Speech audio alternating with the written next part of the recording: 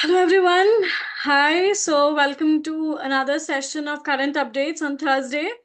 I hope you guys have been following our every session of current updates. If not yet, then please do go and watch our previous sessions. And today me and Ananya are back again with a new topic. And so Ananya, would you like to tell them what Today we the will topic? cover Indian Canadian diasporic writers. Right. Again, another area that we should all be familiar with. Right. So without further ado, let's start the session. I will share my screen. Right. Okay. So here we are with our new topic today. And today we will talk about Indian Canadian diasporic writers. So, what do you mean by diasporic writers here? There is the writers who were born in India, but for various reasons, later on they traveled to Canada and started staying there. Diaspora means to disperse from one place and travel to another place. That's what we mean by diaspora. So, diasporic writer means those who have gone away from their homeland and have settled down there, right? Okay. So, today we are talking about Indian Canadian diasporic writers. Okay. So, Canada is usually designated as a multicultural mosaic. It is the country of immigrants, and their presence is pronounced so much so in Canadian multicultural mosaic that the native population itself has been relegated to the background. So, here we're talking about the predominance of the immigrants in the culture of Canada. Diaspora and its complex literary issues, while receiving modern scholarly attention, are not, of course, entirely new. Because in our post colonial literatures, in our cultural studies, we have been studying about all the critical issues that diasporic literatures have sparked, like the issues of race, nostalgia, this feeling of being a second citizen in various countries. So, a number of South Asian writers have made their presence felt in Canadian multicultural life. They talk about urgent issues like that of experience of migration or immigration, race, gender, a sense of alienation, etc. Also, a sense of nostalgia haunts their writings. Nostalgia for their homeland and loved ones who have been left behind. So, what are we aiming to do in this session? We will try to look at some important writers belonging to Indian Canadian diaspora, their major works, and the recurrent themes their works deal with. Okay. So, Ananya, will you please read the question? Jasmine is a novel by Dash set in the 1980s about a young Indian woman in the United States who, trying to adapt to the American way of life to be able to survive, changes identities several times. Is it by Kiran Desai or Bharti Mukherjee, Anita Nair, or Anita Majumdar? The novel's name is Jasmine. It is set in 1980s about a young Indian woman in US, and she's trying to adapt to the American way to survive, and therefore she changes her identity several times. Now this novel is either by, I think it is not by either of the Anitas. Yes. As Shravani is saying, it is indeed by Bharati Mukherjee. Okay, so who is Bharati Mukherjee? And let's have a look at her major works. So, Bharati Mukherjee is an Indian American Canadian writer. She is the author of a few novels and short story collections, as well as works of non fiction. She has also written a memoir. So, please do look up all her works. Her major novels are The Tiger's Daughter, The Holder of the World, which is a modern retelling of Nathaniel Hawthorne's The Scarlet Letter, Desirable Daughters, etc. So, the novel we're concerned about here is Jasmine. So, what does this novel talk about? What is it exploring? So, Jasmine. So, when Jasmine is suddenly widowed at 17, she seems fated to a life of quiet isolation in the small Indian village where she was born. But the force of Jasmine's desires propels her explosively into a larger, more dangerous, and ultimately more life giving world. In just a few years, Jasmine becomes Jane Ripplemere, happily pregnant by a middle-aged Iowa banker and the adoptive mother of a Vietnamese refugee. Jasmine's metamorphosis, with its shocking upheavals and its slow evolutionary steps, illuminates the making of an American mind.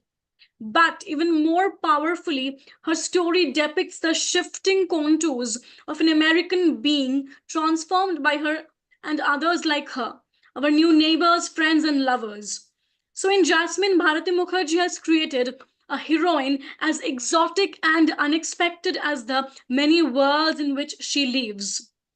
And especially I find this mention of the word metamorphosis very significant because here we are talking about not only the external metamorphosis Jasmine is going through, but also the internal ontological transformations she went through, like from a life in a very remote village to a life in a place like New York.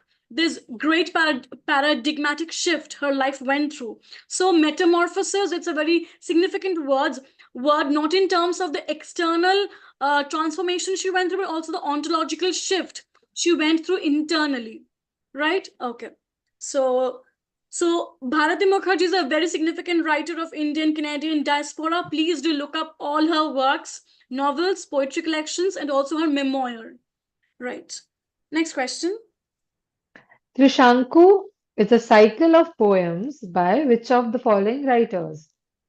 Leela Majumdar, Uma Parameswaram, Anjali Banerjee, or none of the above? Trishanku is a cycle of poems by one of these writers. Is it either Leela Majumdar or Uma Parameswaram, Anjali Banerjee? I think it is. I think it is not Anjali Banerjee. So either A or B. Yes. Right. Yes, Shabni is right. Trishanku is a cycle of poems by Uma Parameswaran. So, Uma Parameswaran, she's an Indo Canadian writer, scholar, and literary critique. Her writing includes works of fiction and poetry, as well as plays and non fiction. Her poetry includes the 1973 collection Cyclic Hope, Cyclic Pain, published by the Writers' Workshop in Calcutta. So please do look up this poetry collection. And this cycle of poems, Trishanku, it was published in 1988. And again, there is another poetry collection called Sisters at the Well, published in 2002. She wrote the play Sons Must Die in 1962, and her other plays include Meera, Sita's Promise, Rootless but Green, At the Bolivar Trees, Dear Didi, My Sister, which were collected in Sons Must Die and other plays. So, all these plays which we have talked about, they all have been collected in this collection, Sons Must Die and other plays. Okay. As a part of the South Asian Canadian literature series that Parameshwaran created and edited. So, Parameshwaran is quite a significant voice when it comes to Indo Canadian diaspora. The unique touch she brings of the women, the voices of the women. So, please do look up her poetry collections and her plays. Constituted in the collection Sons Must Die and Other Plays, 1962. The collection was published in 1998. So, please do look up this collection. Next. Feminist Fables is a collection of feminist retelling of fairy tales slash mythology by which of these writers? Neelam Banerjee, Suniti Namjoshi, Himani Banerjee, or Anush Irani. Feminist Fables. It is a collection of feminist retelling of fairy tales of mythology by one of these writers. Is it either Neelam Banerjee, Suniti Namjoshi, Himani Banerjee, or Anush Irani? Let's see what our YouTube friends are saying. Yes, it is Suniti Namjoshi. Trinity Nam Joshi, she is a poet and a fabulist. Her work is playful, inventive, and often challenges prejudices such as racism, sexism, and homophobia.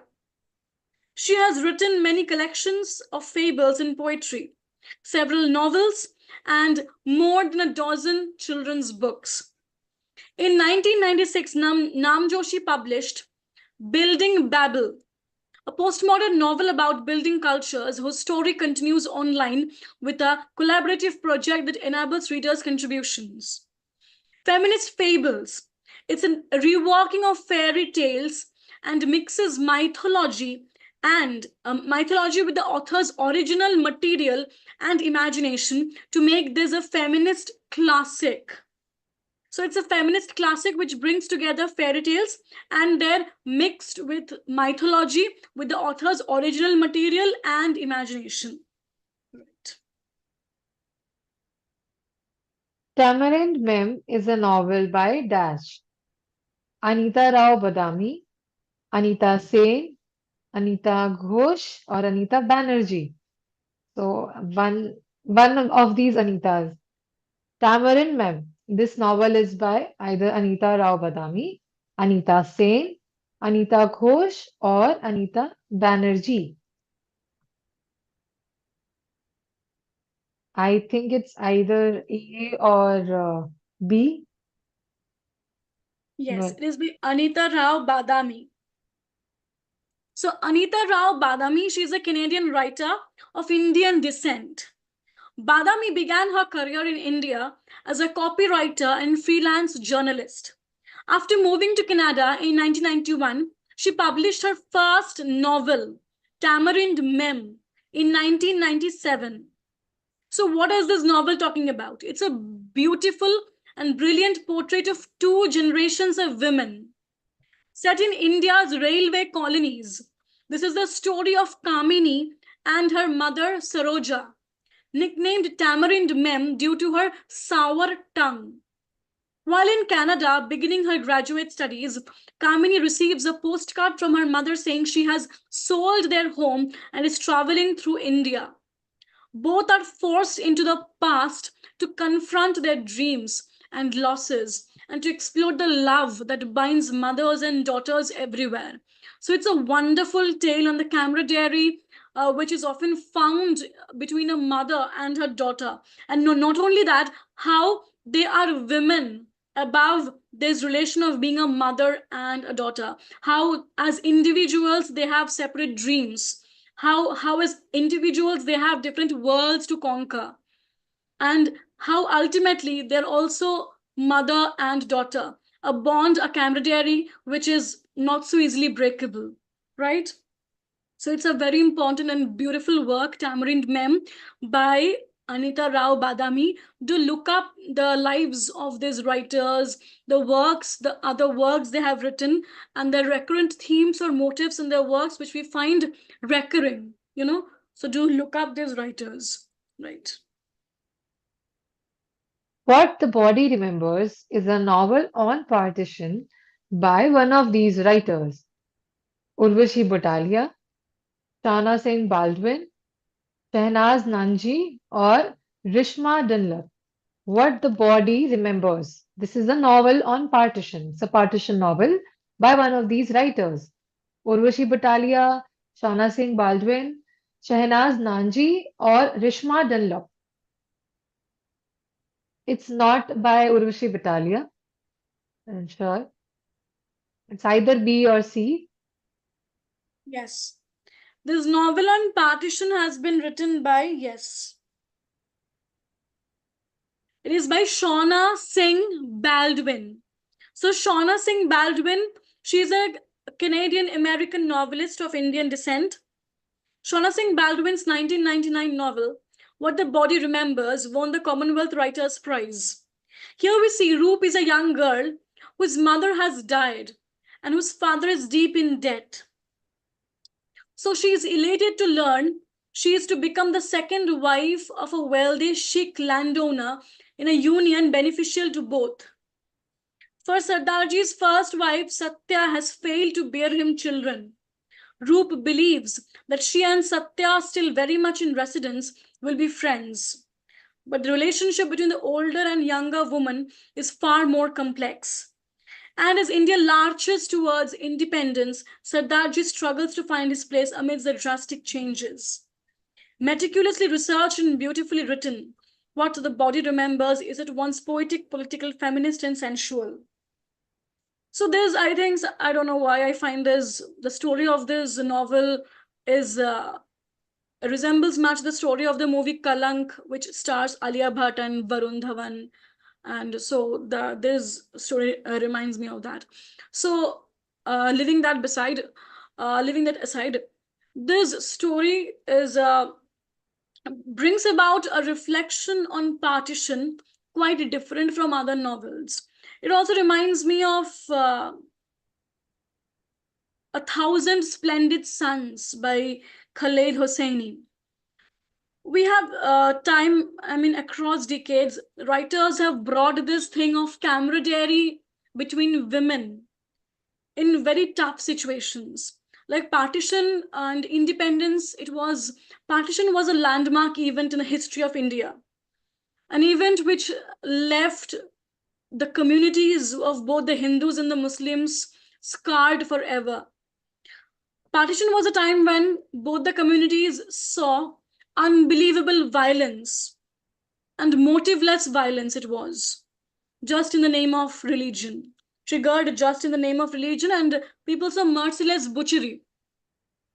So, a time such as this, when drastic changes were uh, altering the landscape of India culturally, socially, politically, and economically, in standing in such a time, it was very difficult to assess how two women married to the same man would build their camaraderie. When everything personal was becoming political, when everyone was killing everyone, so how standing in a situation like that, two women who are married to the same man, how they decided to share their fate together. So it's a very interesting take on not only the politics of the partition, which was raging back then, but also how women across the decades have decided to stay together, or how they have decided to become each other's enemies. Same thing we see in A Thousand Splendid Suns, where both Miriam and Lala, both of them were married to the same man, Rashid. So though initially they were enemies, but gradually they turned out to be best of friends. So this idea of women becoming the best of friends, standing in the most toughest of circumstances, is a theme we get to see again and again. And here that tough situation is partition.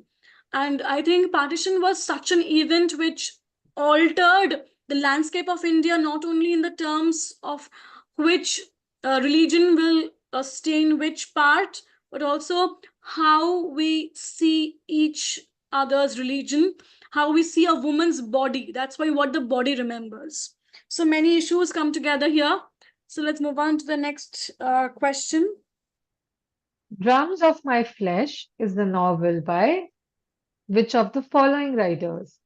Is it David Derrida, Cyril Dabydeen, Sam Selvin, or M.G. Vasanji?